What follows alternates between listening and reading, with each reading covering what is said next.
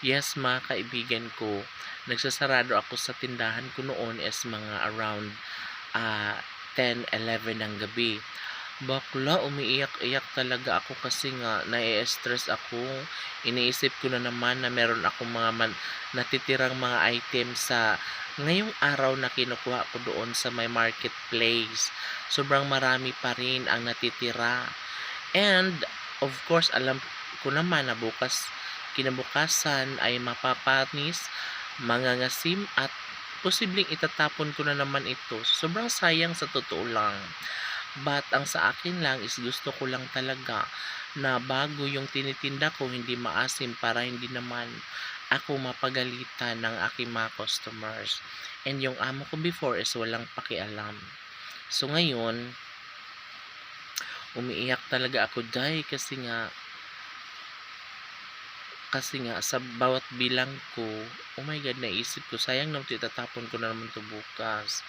And yun sana talaga ang ayoko na itapon kasi nga kailangan talaga ibalik doon sa sa may pagawaan, pero hindi pwedeng ibalik kasi nga sira na yun.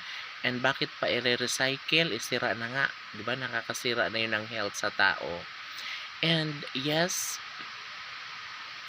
kasi nga pagka gabi na no, mga 10 to 11, ayan, nag-order na ako ng yellow doon kasi nga meron namang pupunta doon sa gabi ng mga yellow. Umorder ako ng ah, isang bloke kasi na ba yun? Isang bloke lang kasi maliit lang yung freezer doon. Ngayon, yun nga ang problema kasi hindi naman lumalamig lahat kasi nilalagay ko sa freezer yung mga mga mga items, no?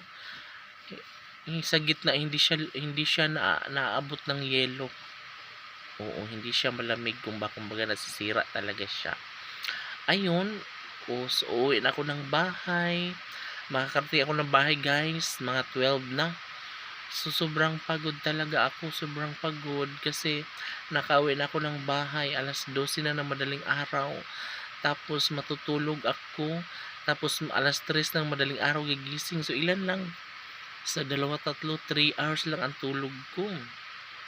Tapos maliligo na naman ako kasi hindi ka pwedeng hindi maligo, mga kaibigan ko, kasi sobrang init ng Maynila, sobrang init sa palengke, grabe.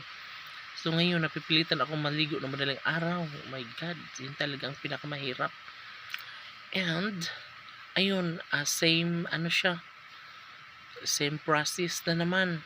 Gising, ligo, punta ng palengke, kuha ng items, isasakay sa tricycle, punta naman sa Pabelia Market sa may Addition Hills. So ayun, pag ganun-ganun na lang yung eksena ko araw-araw.